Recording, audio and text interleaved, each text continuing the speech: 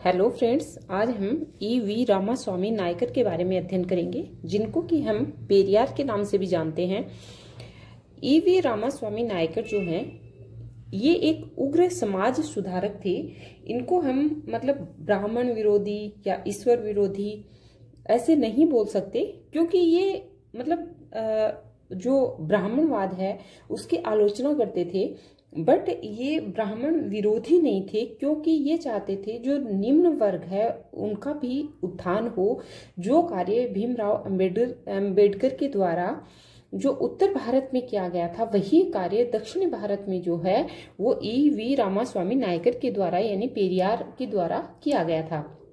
और इनके विचारों में उग्र वाद जो है वो हमें दिखाई देता है। बस यही इनकी एक वो थी कि ये उग्र समाज सुधारक थे।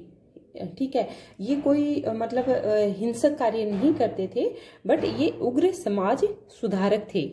और इनका पूरा नाम जो है वो इरोड वेंकटप्पा रामास्वामी नायकर था। और इरोड नामक स्थान पर इनका जन्म हुआ। इरोड जो कि कोयम्बटूर में पड़ता है, तो वहां पर 17 सितंबर 1879 यानी कि 17 सितंबर 1879 को जो है वो इनका बर्थ हुआ था।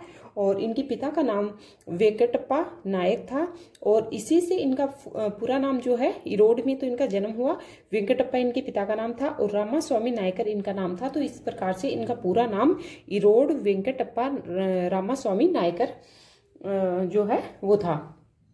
अब हम बात करते हैं इनकी माता का नाम। तो इनकी माता का नाम था चिनाथी मुथमल, और भाषा इनकी कन्नड़ और तमिल दोनों थी। जिसमें ये एक जो गैर ब्राह्मणवाद जो बोलते हैं पेरियार जी, तो उसमें ये क्या कहते हैं, ये कहते हैं पेरियार कि कौन कौन सी भाषाएं आती हैं गैर ब्राह्मणवाद में। तो उसमें एक तो कन्नड़, एक तमिल, एक मलयालम और एक तेलुगु, ये 4 भाषाओं को का समावेश जो है वो गैर ब्राह्मणवाद में पेरियार ने माना है।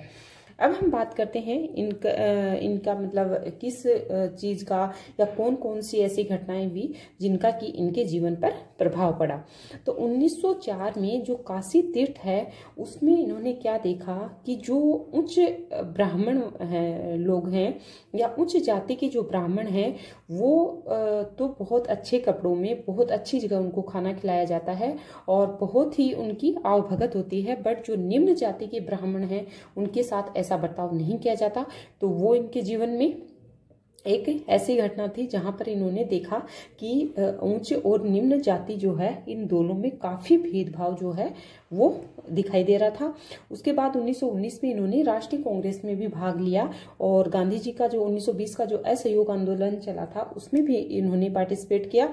और उसके बाद जो है इन्होंने 1925 में कांग्रेस वैसे छोड़ दी थी, क्योंकि ये मानते थे कि जो कांग्रेस है वो क्या है कि इसमें एक कांग्रेस के जो राष्ट्रवाद एकजुटता का स्वर तो ये लोग प्रदान करते हैं, लेकिन कुछ समय के बाद जो है वो कांग्रेस वाले जो स्वतंत्रता आंदोलनों में ये खुद पेरियार जो हैं वो सक्रिय भी रहे। लेकिन फिर इन्होंने देखा कि जो कांग्रेस है वो ये चाहती है कि उच्च जाति जो राजनीति में जो ब्राह्मणों का जो प्रभुत्व है उसका कांग्रेस विरोध नहीं करती है। ठीक है, और उसके बाद भी जो इन्होंने जो आत्मसम्मान आंदोलन 1925 में चलाया था, तो वो भी उसी के विरोध में चलाया था इन्होंने, वो हम आगे डिस्कस करेंगे। तो इस तरीके से फिर 1924 में जो है वेकोम मंदिर प्रवेश, तो जो 1924 में वेकोम मंदिर प्रवेश जो था उसमें उच्च जाति और निम्न जाति में भेदभाव करके जो है वो मंदिर में प्रवेश नहीं करने दिया जाता था। और वहाँ मंदिर के आसपास की जो सड़कें थी वहाँ भी जो निम्न जाति के जो ब्राह्मण थे उनको नहीं जाने दिया जाता था। तो वही सब भेदभाव जो है वो इन्होंने देखा, और इस वेकोम मंदिर प्रवेश में जो गांधी जी थे इन्होंने भी इसका विरोध किया था। और इस तरीके से इन्होंने कहा कि कांग्रेस जो है वो ये भेदभाव या अस्पृश्यता जो है उसका समर्थन कहीं ना कहीं कांग्रेस करती है, तो इसीलिए इन्होंने 1925 में जो है वो कांग्रेस को छोड़ दिया था। उसके बाद हम बात करते हैं 1925 में, मैंने आपको बताया कि आत्मसम्मान आंदोलन जो है वो इनके द्वारा चलाया गया था। और वैसे देखें तो हम इसको थोड़ा सा आगे देखेंगे, डिटेल में भी देखेंगे, क्योंकि ये जो आत्मसम्मान आंदोलन था, जिसको हम सेल्फ रिस्पेक्ट एसोसिएशन जो है उसकी भी इन्होंने स्थापना की 1926 में। इसके मतलब आंदोलन के तुरंत बाद सेल्फ रिस्पेक्ट एसोसिएशन की इन्होंने स्थापना की 1926 में। और उसमें भी उन्होंने यही कहा कि जो निम्न जाति का उत्थान हर तरीके से जो है वो निम्न जाति का उत्थान करना चाहिए, क्योंकि अगर समाज में निम्न जाति उभर कर नहीं आएगी तो समाज का कभी भी विकास नहीं हो सकता है। और इन्हीं के विरोध में जो है इन्होंने तमिल साप्ताहिक पत्रिका जो है कुंडी अरासू शुरू की, तमिल साप्ताहिक पत्रिका। और उसके बाद जो है इन्होंने 1928 में अंग्रेजी विद्रोह पत्रिका जो है वो भी शुरू की थी।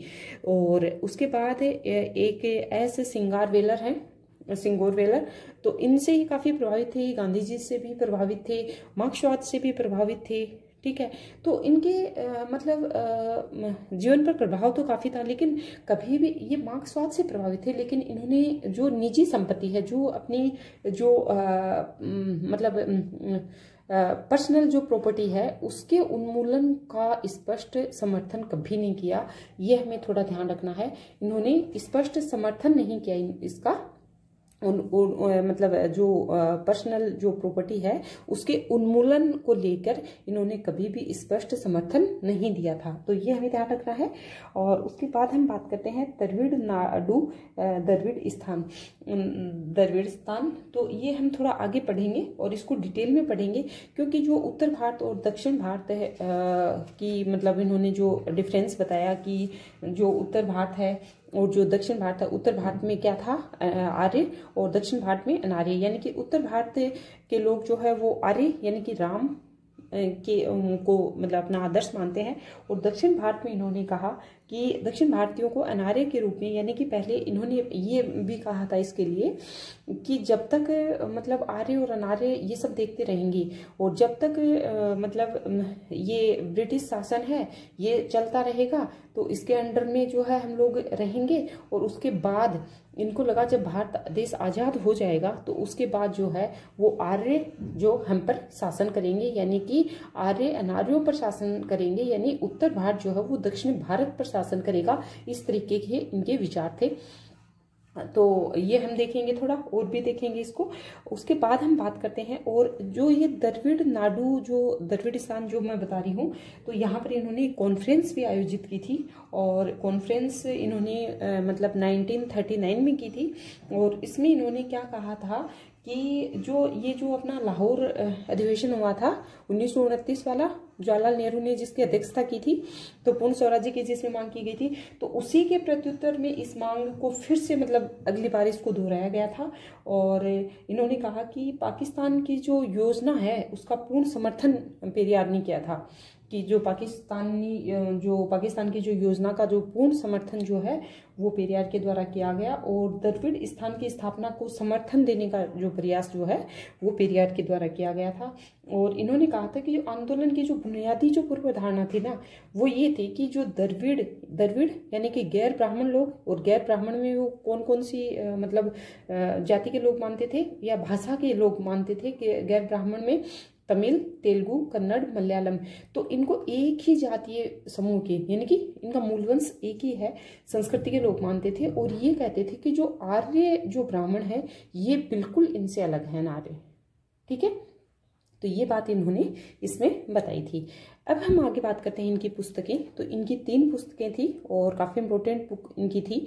वाई वर वुमेन एंड स्लाउड, तो ये बुक इनकी थी। नेक्स्ट बुक है सच्ची रामायण, और थर्ड बुक है इनकी व्यू इन ऑन इस्लाम, इस्लाम के ऊपर इनके विचार। तो ये इनकी 3 बुक थी, ये हमें ध्यान रखनी है। अब पेरियार पर जिन्होंने पुस्तकें लिखी हैं वो हम देखेंगे।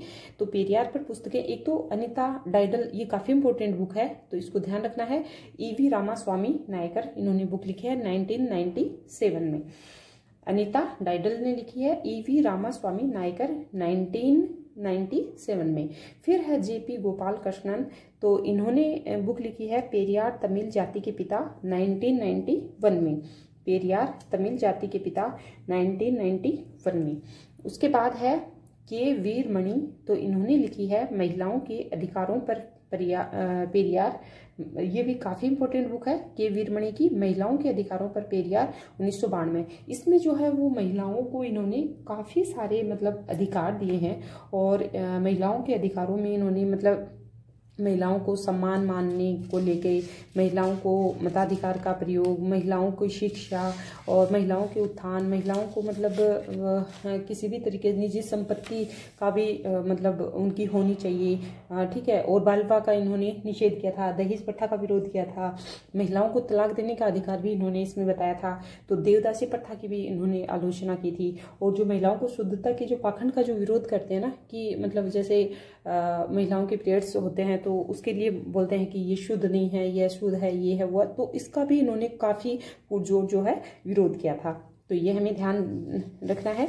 तो इस तरीके से इसी बुक में, कौन सी बुक में, जो के वीरमणि है, ये महिलाओं के अधिकारों पर पेरियार क्या कहते थे, उसी पर इन्होंने बुक लिखी है 1992 में। तो ये हमें ध्यान रखनी है। उसके बाद हम देखते हैं पेरियार के विचार। तो तर्कवाद पर विचार, तर्कवाद पर ये क्या बोलते थे, यानी कि ये एक, मैंने बताया आपको, उग्र समाज सुधारक थे, ठीक है। और इनके विचारों में कहीं ना कहीं उग्रता दिखाई देती है। और वो क्यों दिखाई देती है, क्योंकि जो बहुसंख्यक है, जिसको ये आर्य बोलते थे, और जो अल्पसंख्यक है, जिनको ये संरक्षण देना चाहते थे, यानी कि अनार्य इनको बोलते थे। और ये कहते थे जो बहुसंख्यक हैं वो ब्राह्मण हैं, और जो गैर ब्राह्मण हैं वो तेलुगु, तमिल, कन्नड़ और मलयालम, ये चारों जो भाषाओं के हैं लोग, इनको गैर ब्राह्मणवाद कहकर ये कहते थे जब तक इनका संरक्षण नहीं होगा तो जो है वो मतलब दक्षिण भारत का कभी उत्थान नहीं हो सकता। तो ये बात इन्होंने कही थी। तो बहुसंख्यक वर्ग के द्वारा अल्पसंख्यक वर्ग का शोषण नहीं किया जाए, और अल्पसंख्यक वर्ग भी जो है वो उभर कर सामने आए, और वो उसका भी विकास होना चाहिए। ये बात जो है इन्होंने कही थी। और इन्होंने इस्लाम और जो ईसाईयत, एक बुक भी थी इनकी, मैंने आपको बताई कि इनकी बुक थी, इनकी बुक का नाम था मतलब इनके व्यू थे इस्लाम पर, व्यू ऑन इस्लाम। तो इन्होंने इसमें ये भी कहा था कि इस्लाम और ईसाईयत की जो मानवीय विशेषताओं का इन्होंने समर्थन किया था। ओके, अब हम नेक्स्ट बात करते हैं सामाजिक भेदभाव। तो जो सामाजिक भेदभाव है उसमें इन्होंने क्या बताया कि समाज में जो ब्राह्मण है और जो गैर ब्राह्मण है वो एक दूसरे का मतलब सामाजिक भेदभाव में दिखाई देता है। इसीलिए कांग्रेस से अलग हो गए थे। कांग्रेस से अलग होने का जो 1925 में, क्योंकि पहले तो इन्होंने ये कांग्रेस की मतलब आंदोलनों में भी इन्होंने भाग लिया है। इन्होंने कांग्रेस का जो गांधी जी का जो असहयोग आंदोलन हुआ था उसमें भी इन्होंने पार्टिसिपेट किया, और जो मतलब गांधी जी का जो खादी का समर्थन भी इन्होंने किया था, ठीक है। सत्याग्रह में भी ये शामिल हुए थे। तो इस तरीके से पहले तो ये कांग्रेस के मतलब जो भी आंदोलन हुए थे 1919 से लेके 1925 तक, तो ये काफ़ी इन्होंने अपनी सहभागिता दिखाई थी। बट उसके बाद जब इनको ये लगा कि जो जातीय कोटे के पक्ष में जो तमिलनाडु कांग्रेस है उसने प्रस्ताव को स्वीकार कर लिया था, ठीक है।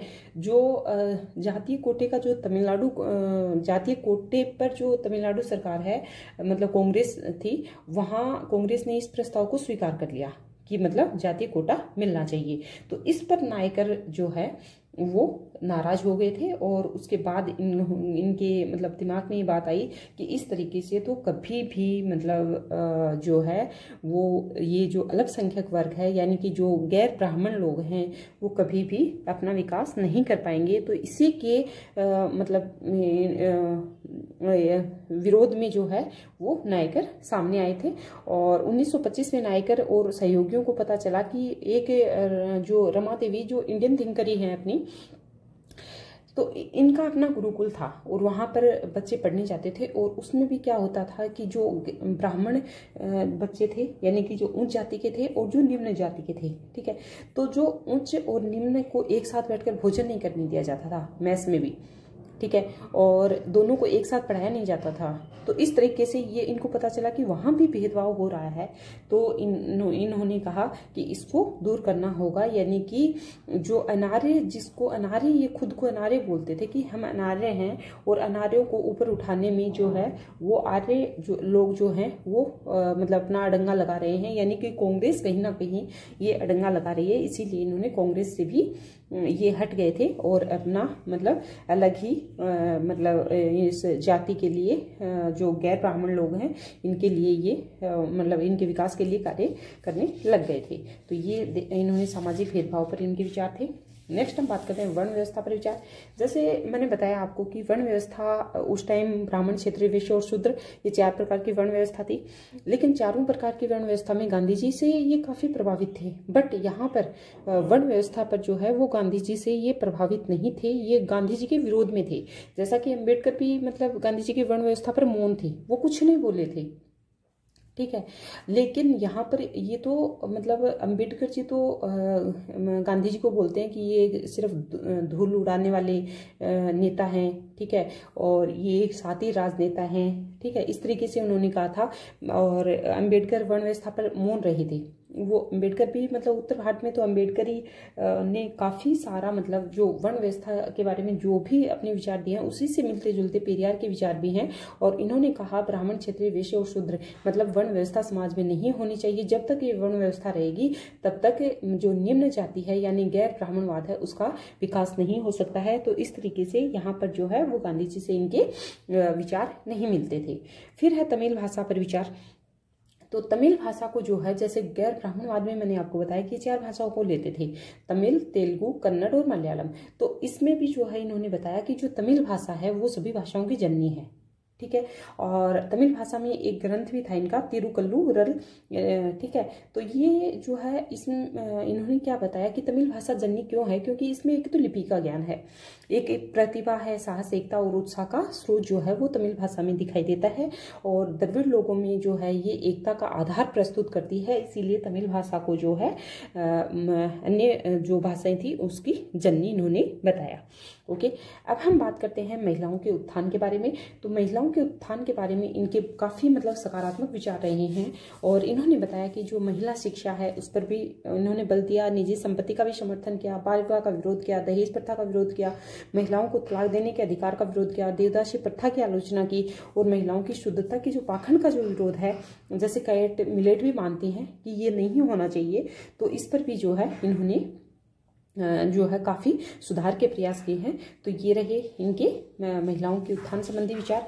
अब हम बात करते हैं जो इनका ग्रंथ मैंने आपको बताया कि जो तमिल में जो ग्रंथ था इनका तिरुक्कुरल, तो ये मतलब इसमें एक वैज्ञानिक, दार्शनिक, धर्मनिरपेक्ष ग्रंथ है। इस ग्रंथ को इन्होंने क्या माना, यह एक वैज्ञानिक ग्रंथ है, दार्शनिक है, धर्मनिरपेक्ष है, यानी किसी भी एक धर्म का ये समर्थन नहीं करता है, सभी धर्मों के प्रति आदर भाव जो है वो इसमें देखा गया है।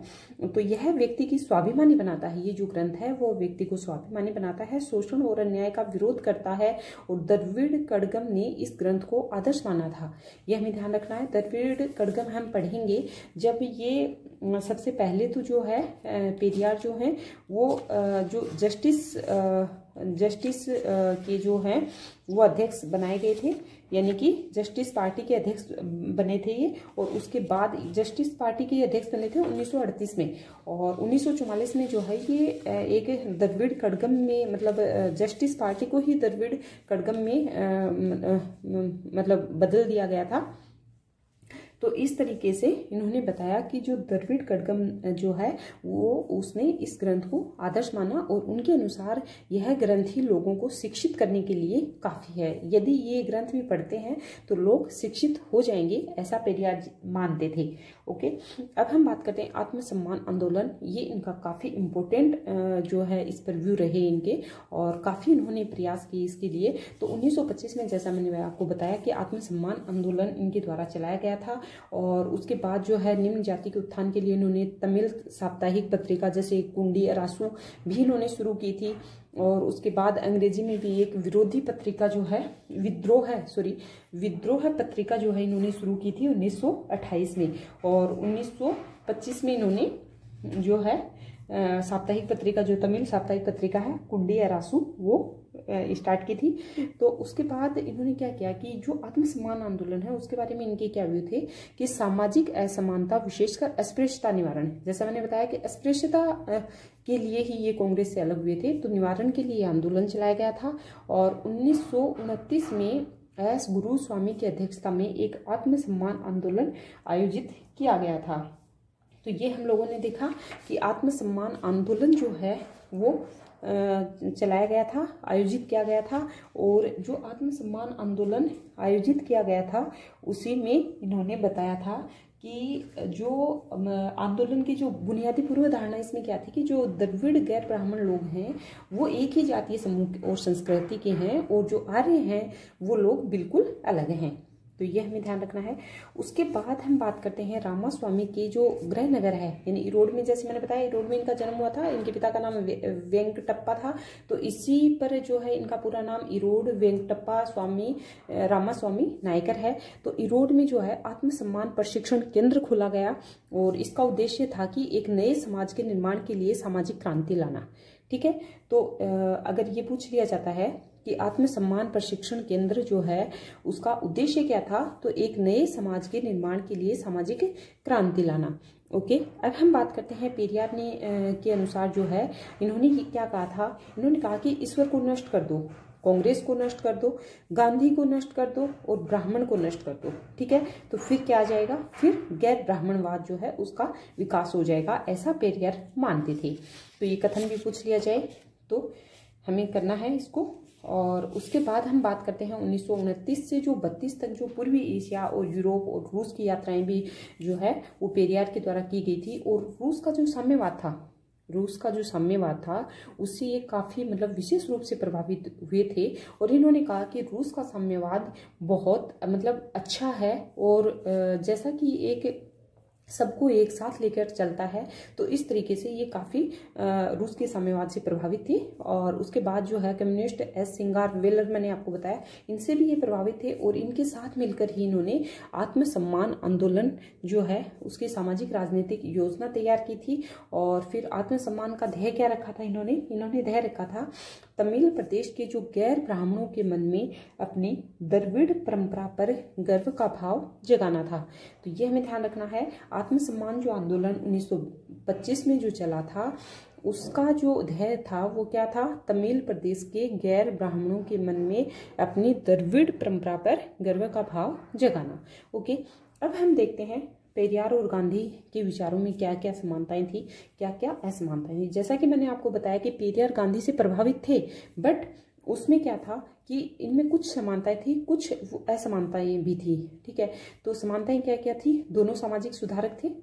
ठीक है, ये भी उग्र सामाजिक सुधारक थे रामास्वामी नायकर, और गांधी जी भी समाज सुधारक थे। और अस्पृश्यता का उन्मूलन दोनों चाहते थे। दोनों ने वाइको मंदिर प्रवेश में, जैसे मैंने आपको बताया, वाइको मंदिर प्रवेश जो है 1925 वाला, तो उस आंदोलन में दोनों ने भाग लिया था कि मतलब उसमें सब लोगों को यानी कि इजाजत दी जाए, वहां पर किसी भी तरीके का कोई भेदभाव नहीं किया जाना चाहिए। तो ऐसा गांधी जी और पेरियार दोनों मानते थे। तो ये तो हुई इनकी समानता। नेक्स्ट हम बात करते हैं इनके विचारों की असमानता के बारे में। तो जो इनके विचार हैं उसमें असमानता क्या थी, गांधी जी बोलते थे कि है ना धीरे धीरे अहिंसक रूप से जो है वो सुधार होने चाहिए समाज में। ठीक है, जबकि पेरियार क्या कहते थे कि सामाजिक सुधार जो है वो शीघ्र रूप से होने चाहिए। धीरे धीरे होने में मतलब वो एक सस्पेंस ही बना रहता है, बाकी सुधार होता नहीं है, ऐसा इनका मानना था। और नेक्स्ट है गांधी जी के धर्म और राजनीति को अलग अलग मानते थे। गांधी जी कहते थे कि धर्म का राजनीतिकीकरण होना चाहिए, धर्म और के बिना राजनीति नहीं, मतलब धर्म के बिना राजनीति नहीं है और राजनीति के बिना धर्म नहीं है। तो इस तरीके से ये इन दोनों को अभिन्न मानते थे। ठीक है, जबकि पेरियार क्या मानते थे, पेरियार इनको धर्म और राजनीति को अभिन्न अंग नहीं मानते थे, कहते थे धर्म और राजनीति दोनों अलग अलग है। तो उसके बाद हम बात करते हैं गांधी जी हिंदी भाषा के महत्व हिंदी भाषा को महत्व देते थे, और जबकि पेरियार जो है वो हिंदी भाषा के विरोधी थे। ये हमें ध्यान रखना है। पेरियार क्या मानते थे? गांधी जी तो कहते थे कि हिंदी भाषा को बढ़ावा देना चाहिए, जो अंग्रेजी भाषा है उसको बढ़ावा नहीं देना चाहिए, एक जरूरत के अकॉर्डिंग अंग्रेजी भाषा का यूज होना चाहिए। जबकि पेरियार मानते थे कि जो क्षेत्रीय भाषा है उनका काफी विकास होना चाहिए। जैसे क्षेत्रीय भाषाओं में भी वो तो खासकर मतलब भाषाएं देते थे, तेलुगु, तमिल, मलयालम और कन्नड़। तो इनका मतलब जो क्षेत्रीय लोकल जो लैंग्वेज है उनका अधिक से अधिक विकास होना चाहिए, उनको अधिक से अधिक जो है उनका उपयोग किया जाना चाहिए, जिससे कि विकास हो सकेगा। अब हम बात करते हैं हिंदू धर्म और जो ब्राह्मणवादी प्रभुत्व की आलोचना किस तरीके से पेरियार के द्वारा की गई थी। तो वो कहते थे कि जो आर्य लोग हैं, यानी कि जो हिंदू धर्म है उसको एक नशा बोलते थे, अफीम बोलते थे। तो ये सेंटेंस आ सकता है, कथन आ सकता है। तो ये किसके विचार थे? ये पेरियार के विचार थे। तो पेरियार ने कहा कि एक हिंदू द्रविड़ हो सकता है, परंतु एक द्रविड़ वास्तविक अर्थ में न तो हिंदू हो सकता है और न ही हिंदू होगा। ये बात इन्होंने कही थी। अब हम बात करते हैं पुराणों को परी कथाएं कहा इन्होंने, और परी कथाएं कहा, और फिर क्या कहा कि जो पुराण हैं वो परी कथाएं हैं, ठीक है। और उसके बाद पुराणों को कहा कि ये काल्पनिक हैं, अप्रासंगिक हैं, अनैतिक हैं। तो इस तरीके से जो पुराणों को परी कथाएं कहकर इनको काल्पनिक, अप्रासंगिक और अनैतिक जो है वो भी पेरियार के द्वारा बताया गया। अब हम नेक्स्ट बात करते हैं 1937 में जो मद्रास प्रेसिडेंसी के रूप में जो सी राजगोपालाचारी को चुना गया था, तो इनका अध्यक्ष बनाया गया था। तो उसमें जो है वो कांग्रेस मंत्रालय के अधीन जो हिंदी का जो अनिवार्य विषय के रूप में हिंदी को लागू कर दिया गया था वहां पर, तो इसका इन्होंने पुरजोर विरोध किया था और कहा कि ये सही नहीं है और ये अनिवार्य विषय हिंदी नहीं होना चाहिए, क्षेत्रीय भाषाएं जो हैं वो होनी चाहिए। तो इस तरीके से इन्होंने विरोध किया। 1938 में पेरियार ने जस्टिस पार्टी के अध्यक्ष, मैंने बताया आपको 1938 में जस्टिस पार्टी के अध्यक्ष बने, और पार्टी का संकल्प जो है वो ये था कि तमिलनाडु एक पृथक राज्य बनाया जाएगा, ठीक है, और जो ब्रिटिश राज के प्रति निष्ठावान होगा, सीधे भारत का जो सेक्रेटरी ऑफ स्टेट के अधीन होगा ये। तो ये बात इन्होंने इस पार्टी में मतलब कही थी, ये इसका संकल्प था। और यही पार्टी जो जस्टिस पार्टी 1938 की है, यही 1939 में 1939 में द्रविड़ जो है द्रविड़ कड़गम के रूप में 1944 में बनती है ये। लेकिन उससे पहले क्या हुआ, 1939 में जो है द्रविड़ स्थान पर इसके समर्थक इकट्ठा हुए और एक कॉन्फ्रेंस का आयोजन किया गया, जिसको द्रविड़ायनोडु जो है कॉन्फ्रेंस नाम दिया गया। और वहां पर इन्होंने कहा जो गैर ब्राह्मण लोग हैं, इनकी इसकी पूर्व धारणा क्या थी कि जो गैर ब्राह्मण लोग हैं, तेलुगु, तमिल, कन्नड़, मलयालम, ये एक ही जातीय समूह के हैं, यानी कि एक ही मूलवंश समूह के हैं और इनकी संस्कृति भी एक ही है, जो कि आर्य लोगों से बिल्कुल अलग हैं। तो ये इसमें कहा गया था। उसके बाद 1944 में जैसे मैंने बताया कि जस्टिस पार्टी को ही द्रविड़ कड़गम पार्टी के रूप में पुनर्गठन जो है वो इसका कर दिया गया था। और उसके बाद जो द्रविड़ कड़गम का उद्देश्य क्या रखा, संप्रभु स्वतंत्र गणतंत्र की प्राप्ति, ठीक है। तो इसका उद्देश्य क्या रखा, संप्रभु स्वतंत्र गणतंत्र की प्राप्ति। और उसके बाद जो है वैसे देखिए तो ये इसका स्वरूप जो है वो संघीय होगा। इन्होंने माना कि जो द्रविड़ कड़गम पार्टी है इसका स्वरूप जो है वो संघीय होगा और भाषाई जो प्रभागों के रूप में मतलब 4 इकाइयां होंगी, इन्होंने ये माना। और जो प्रत्येक इकाई है उसके पास अवशिष्ट शक्तियां और जो आंतरिक प्रशासन की स्वायत्ता है उसके पास रहेगी।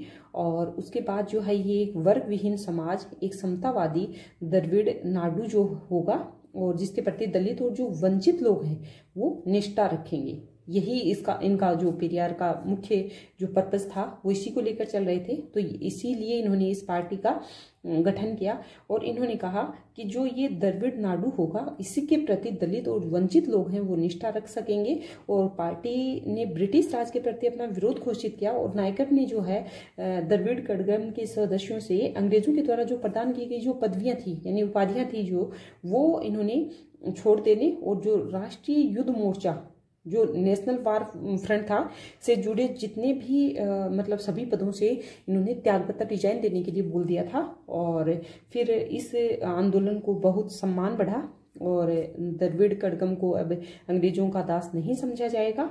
और जैसा कि जस्टिस पार्टी जो है वो शुरू में समझती थी कि अंग्रेज जो है वो अंग्रेजों के जो द्रविड़ कड़गम जो है वो जो वंचित लोग हैं वो अंग्रेजों के दास हैं। तो इस तरीके से द्रविड़ कड़गम को अब अंग्रेजों का दास नहीं समझा जाएगा, ये बात जो है वो पेरियार जी कहते थे। तो इस तरीके से यहाँ पर पेरियार जो है इनके विचार जो है वो कंप्लीट होते हैं। तो मैं होप करती हूँ कि आपको समझ में आया होगा। Okay friends, thanks.